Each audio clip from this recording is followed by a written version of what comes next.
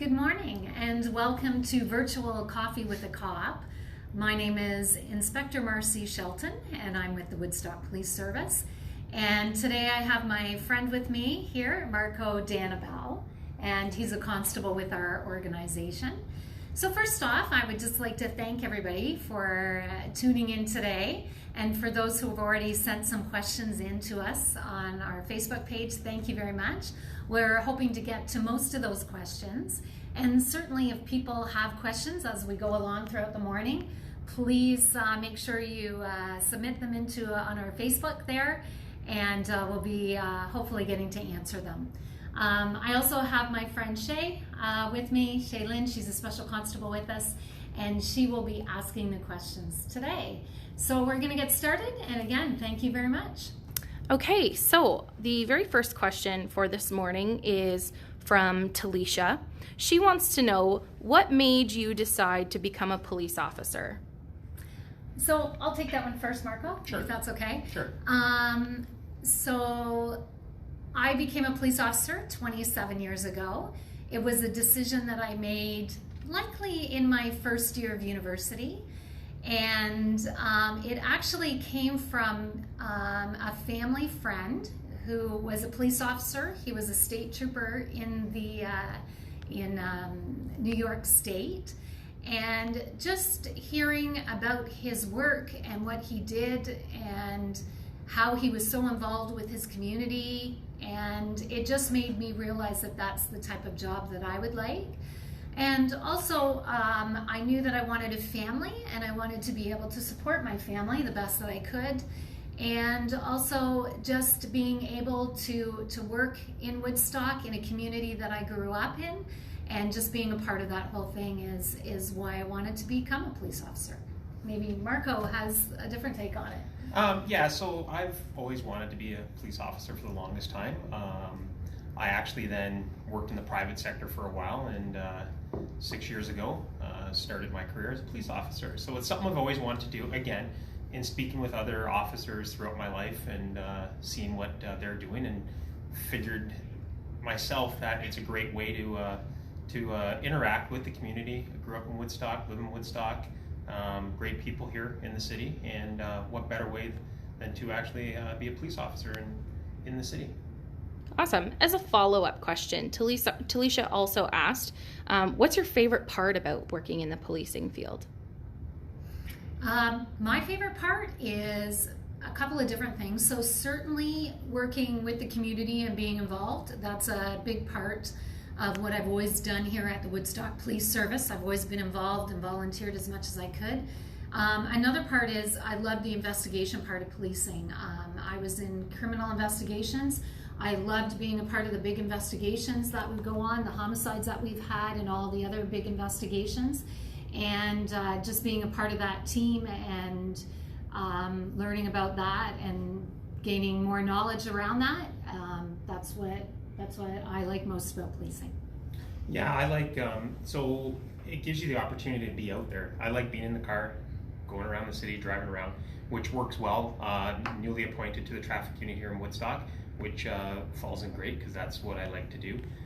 Like to be out there driving around, seeing what's going on in the city. Again, and that's involved with the investigation part of that as well. When you're out there doing these traffic stops and initiatives, it's not just the enforcement side of things, there's also the education with the public and working with the public and that whole aspect of it. It's not just the one side of the policing. Fantastic. Vanessa asked, as someone who is applying to be a police officer, what is the most valuable skill to attain before applying? So I might answer that if I may. Mm-hmm. I have been involved in our recruiting process for a few years now, and especially in the role that I'm in now as an inspector, I'm more involved in that recruitment. And what we're looking for and what is important is education, first off. That's a key component. So going beyond high school, taking in university, taking in college courses, It doesn't necessarily have to be related to policing, but certainly just showing that you've accomplished that goal and obtained a diploma of some kind or degree. That's what we're looking for. We're also looking for those people who are involved in their community, who volunteer either locally or where they live. Also, those that have attributes of working with a team are important.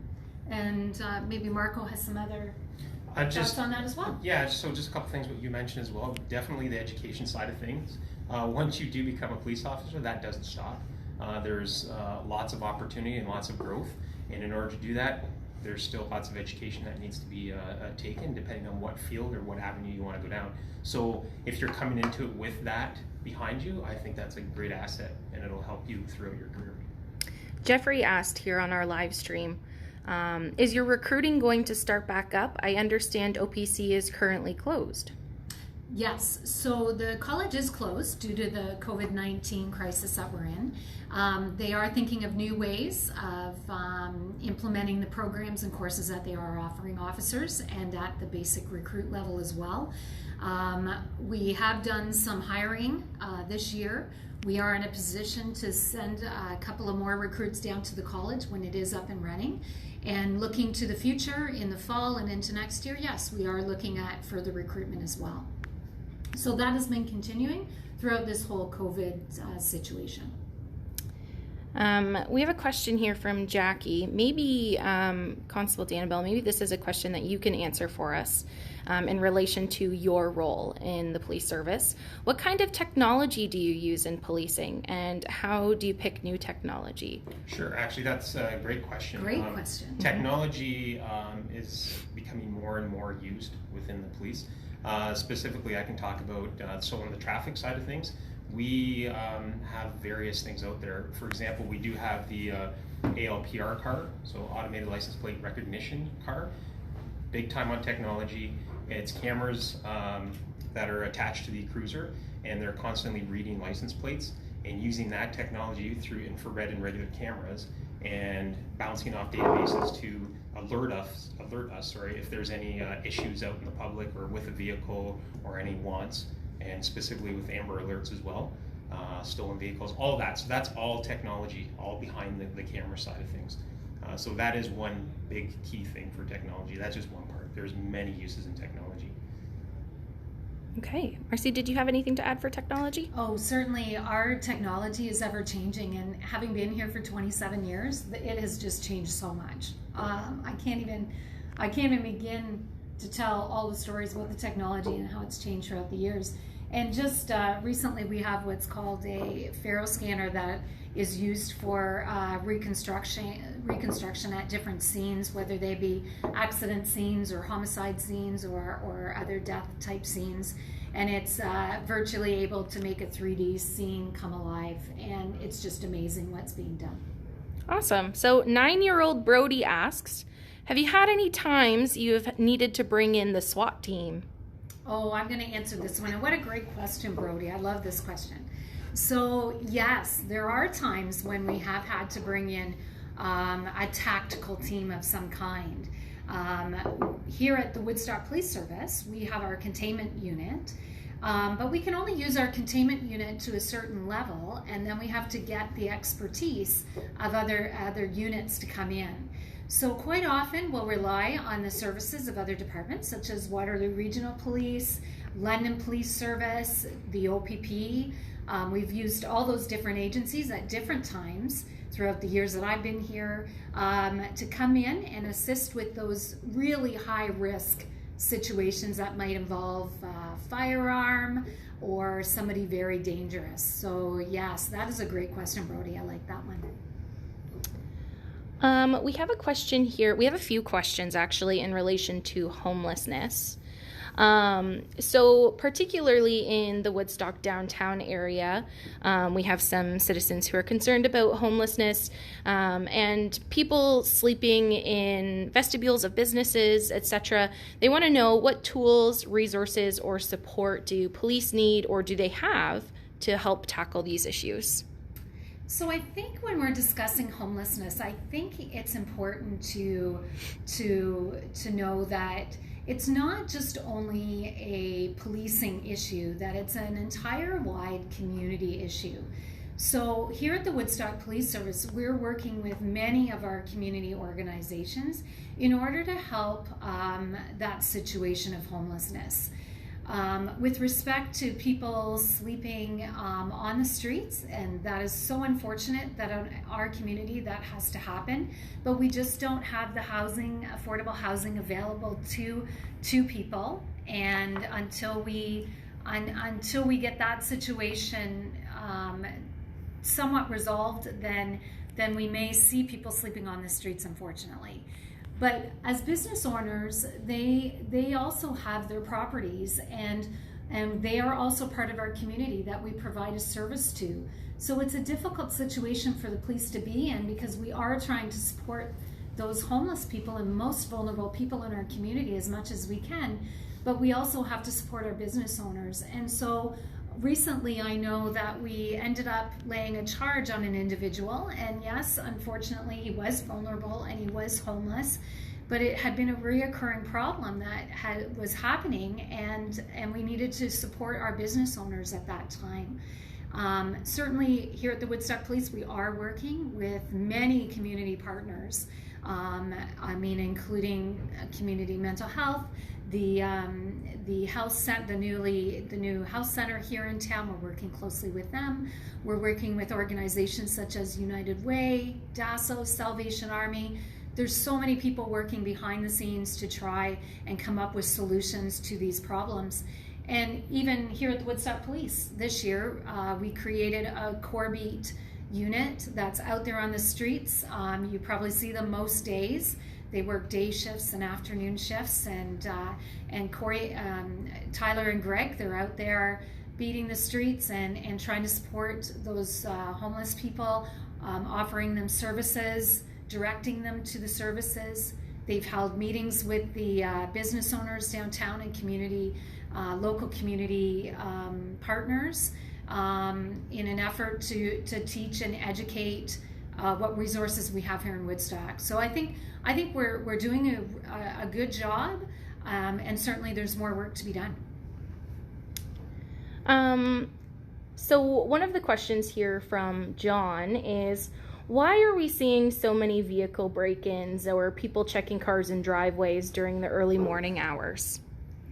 Do you want to take that Sure. one, Mark? Thank you. So why we're seeing more break-ins is a hard question to answer. Woodstock is an ever-growing city. That may have something to do with it. We are getting more and more people within the city. How can we address that? So we are out in the public all hours of the day, specifically the times that they're talking about, patrolling the streets. Unfortunately, sometimes where it's happening is not where we're patrolling, but we are out there. We're being proactive, and we are addressing issues with regards to that. The other side of it as well, the public can help us out by just making sure one more time before you go to bed at night, just check that car and make sure they're locked, and that'll be a big help. And again, it's just working with the community and working with the public. Excellent. Yeah. We have questions about sentencing people. Some citizens have expressed their concern about seeing reoccurring names in the media in terms of who has been involved in local criminal activity, and people are wondering, why can't harsher sentences be given at the courts? So I'll take that one, Marco. Sure. Probably. Yeah. That is a conversation that's held at many different levels of government. So it starts at the top, and it is a problem. It's been a problem for many years. It's a fact that especially in a small town where you might see the same individuals going before the courts, and yeah, that probably is frustrating to the public to see that happening, that there aren't many changes being made. And certainly from a policing point of view, I mean, we are dealing with a lot of the same individuals at times, and we do our best, and we put them before the courts, and We hope that all the information that we provided to the courts will allow for the appropriate sentence to be handed down. But it certainly is a conversation that I'm sure is held at many levels of government, local and federal level. So it's certainly an ongoing issue for sure. Awesome. Good question. Jackie on our live stream here asks, have you ever had to bring in the police dog? Oh, yes, we have many times. We're very fortunate here at Woodstock Police to be our size and to have a canine. And certainly Canine Striker is very popular amongst our youth in the community and all community members really, and with us as well. We love our canine.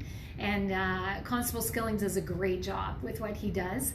And certainly there are lots of times when we call the dog in for certain things, such as missing persons, trying to track down evidence for us. If we're looking for a bad guy, we also bring in the dog when we're doing a search warrant for drugs, because our dog is also trained not in human scent. He's also he can also find drugs and firearms for us as well. So it's a great resource, and I know Marco being on the road, I mean, he's most helpful to them as well. And oh yeah, definitely. We've had him on shift together, and he's a great resource to have on shift. Yeah, it just goes to show how the different areas within the service kind of work together as well. So the dog does come and work with various units throughout the year. And just as a little plug, so everyone knows, we will be doing a live stream on Friday with Canine Striker, so be sure to tune in on Friday for that. I'm sure that will be a very popular session. Absolutely. We had a question about how long does it take to get police checks to come back for students who need them for placement? Oh, our turnaround actually is very good for police checks. Right now, we started an online record checks, so people can go online to our website. There will be a link there. Just follow the links, and you can get your record check. For those youths, though, they'll still need to make contact with us, and usually we try to have them back within 2 to 3 days. We're pretty proud of our rate of turnaround there. It's pretty quick. Do you want to speak to the online availability for record checks as well? Yeah, so you can go online with respect to filling out the paperwork and everything. Everything is right there on our website. If you have any problems, please do feel free to call in. We can assist you as well. And certainly we're still available for drop-ins. Not at this time during COVID, because our business has changed in that we had to close our front door. But certainly if you are in need of one right now and you do not fit the needs online, if that doesn't work for you, please give us a call and we'll be sure to help you out. And that's a good segue into our question from Sam.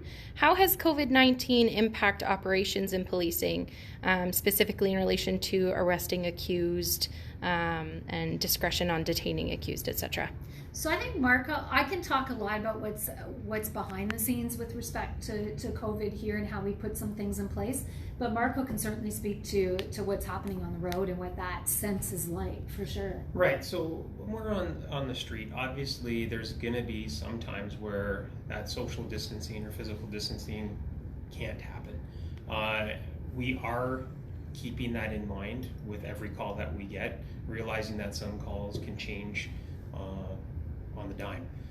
So in doing that, we are following those regulations and keeping that, but when it does come to a spot where we have to make an arrest, we're going to have to get a little bit closer during these COVID times. And then we have systems in place if we have to bring somebody back to the police station. We're following procedures with regards to COVID recommendations. Okay. Marcy, did you have anything else to add in relation to police operations and how that's changed? Certainly it's changed, and you know what, the number one thing was closing our front doors, and that was a really hard decision for police stations across the province and across the country to make, right? We always want to make sure our door is always open, but we knew that in these times we also needed to worry about our staff members and just trying to limit that community and personal contact. So what we put in place here is much like many other organizations. We have people that are able to work from home, are working from home. People like myself who still come into work every day, and the chief and the deputy and other staff that are working right in the building. We have the luxury of having an office space that we can isolate ourselves or separate ourselves from others during the day. We try to do what Marco and I are doing, stay away from each other as much as we can. We're asking the officers to not be in the office as much, to be in close contact with each other. Just doing our part, just like the rest of the community is doing a great part in keeping that social distance, and that's the main key. So that's basically what our focus has been. We had a question from Riley. How is Woodstock Police Service planning on better supporting victims of domestic violence within our community? Oh, this is a really good question, Riley, and thank you for asking that. It's important. We like to think here at Woodstock that we do offer a great deal of support to our victims of domestic violence. We work very closely with our community partners, including, and not to limit, but DASO, Ingamo Housing, Canadian Mental Health, Woodstock General Hospital, other housing. We work very closely with them. We do have a position here at the Woodstock Police that is solely dedicated to domestic violence and working with victims through their different situations that they may have. It's Acting Sergeant Phyllis Eastlake who's in charge of that, and she reaches out whenever we have a report of a domestic incident. She's reaching out and reviewing or reviewing the incident. All of our officers are also trained in domestic violence training. Some have more training than others, but we all receive that training, which is very important when dealing with victims and any victims as well. So just being able to support them and being able to direct them and help them at the most difficult time in their life is very important to us. Marco, we have a question here for you. How does radar and the laser work? Wow, that's a great question. I am glad that he is answering that question. To go in depth, it would take longer than this webinar, but it's the same technology that's been around forever. The radar and LiDAR is the same technology that militaries use. It hasn't changed. So in a nutshell, it's sending beams of either light or radio waves out and reading the bounce back and doing calculations in a nutshell. There's more to it than that, but yeah, again, and that's the technology side of things, right? Again, that's more technology. What we were talking about earlier, so many different instances where we use that within our job to assist us. Awesome. Jackie would like to know, what advice would you give to officers in training? Oh, wow, that's a hard one, Jackie. What advice would I give them is, I think it's important to remember always why you're doing this and why you want to become a police officer. And if you can carry that through you throughout your career and remember why you wanted to become a police officer, I think that's really important. And just even for the initial part, just educating yourself and being physically fit, the wanting to be a part of a team that works so closely together, those are all important things. So that's a great question. Yeah, it is. Maybe you want to add to that. Yeah, I mean, all that is great. In addition, I guess it's just trying to, when I say stay focused, it's focused on everything, which is kind of counter what it means, but it's just taking everything in and realizing what's going on around you. Awesome. We have a few questions here about K9 Striker, but I'm thinking because we're doing a live stream with Striker on Friday, maybe we'll save those questions for then. We do have a question about how does Woodstock Police plan to better support individuals suffering from mental health concerns while balancing law enforcement? So I think, sorry, Marco, I'll answer this one. Yep. what we have in place here at the Woodstock Police is we actually have what's called an MHEART program. And so essentially what that is we have a crisis worker from Canadian Mental Health who's available to us on shift. And we've had this in place for over a year now, and it has been a great resource to us. Having that educated person who deals in their job with persons experiencing mental health, and if they're in crisis right at that time, having that person available right at that time to assist us with that person is invaluable. It is a great tool that we have. And certainly we work well with all of our partners, including the hospital and with other, and like I said, DASO and other organizations that offer counseling.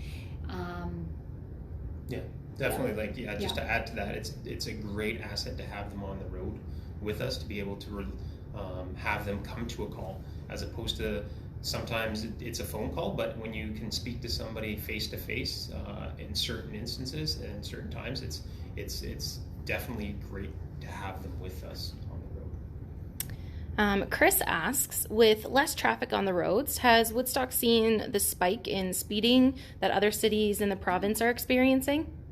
So yeah, it seems like it's a trend, not just in one area or another within the province. It's right across the province. Unfortunately, with the roads being a little bit empty, people, I guess, feel the need to go a little bit quicker.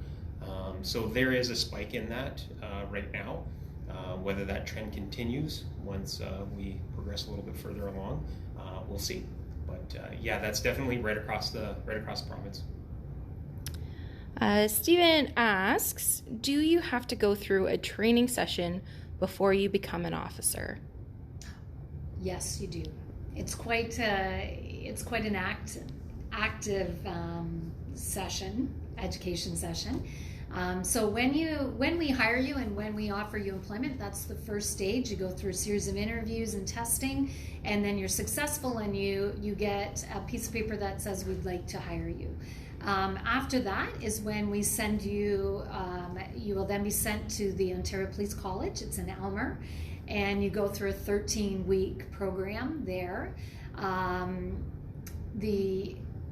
And it covers so many different areas that we would initially see when you're first starting out as a recruiting officer, like as a recruit. And so that could be from driver training to domestic violence training to investigation to accident scenes, firearms, and they put you through scenarios. You're also trained use of force, which is also a very important part of our job. So, yeah. Can you speak to the amount of continued education that happens once you are on the road, and whether there is additional education and what that looks like? I think both of us can speak to it. In my career, certainly gaining that initial education to be hired was important, and then continuing on with that. And every time that you're able to go on a course, take that opportunity as an officer to learn and to educate yourself, because the laws are always changing and the way we do things is always changing. So for me, I've taken courses all along throughout my entire career that have benefited me to the position that I'm in right now. Certainly they haven't all been geared to a management type of education. It's also been geared to investigation. Also incident command. Somebody had asked a question about the tactical teams that we call in, so I'm specialized in training in that.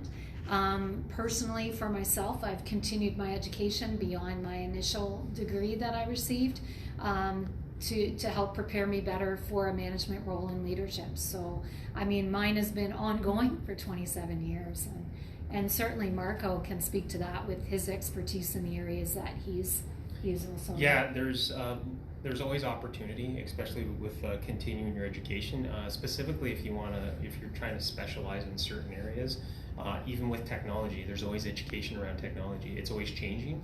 You're going to have to continually go and learn how that technology applies to what you do. For my side of things, throughout the province as well in Canada. So if you want to become a breath technician, if you want to become a drug recognition expert, traffic collision reconstruction, that's all continuing education initially to get that certification, and then there's ongoing training as well. It's not a one time and you're done. There is training throughout your career. You'll have that ongoing training to learn and just to keep up to date with everything that's going on. And if I can ask a question of Marco, because he is one of our drug recognition officers, and tell them a little bit about the training that you had to go through, just for that. It's interesting. Sure. So it's condensed. It's very intense training. It's a 3-week program. It's 2 weeks here at the police college, and it's actually 1 week in the United States to become certified as a drug recognition expert. It's the same training right across Canada. Everybody's trained the exact same way to keep that standard right across. But again, it's 3 weeks, definitely intense. It's Monday to Friday, but also Saturday and Sunday. It's not just a 9 to 5 kind of in-class schooling. There's practical, and there's a lot of testing as well involved in that, and that's just specifically with the DRE. And that's just one course. Yeah. That's just one. Yes, and then there's ongoing training with that as well. Yeah. So I'm seeing in our comment section here some of the questions that we've already answered are being asked again. So I'm just going to remind those people that this video will be available on our page, so you can go back and watch it from the beginning if you don't feel that your question was answered. I don't see too many new questions at this point, so it might be a good time for us to wrap up. And just as a reminder, people, if you have any additional questions, we can do our best to continue to answer those, hopefully in future videos or online as well. So if I can, Shay, I just want to thank everybody out there live with us. Thank you for coming online today and asking some questions, and some were hard, some were easy. I'm glad we started off with a couple of easy ones to ease us into this. This is new for Marco and I, so maybe something that we'll start doing in the future. I guess it depends on the feedback.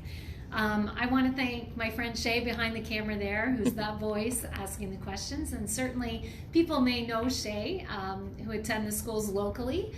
She's our community resource officer, so she goes into the schools where our kids are at.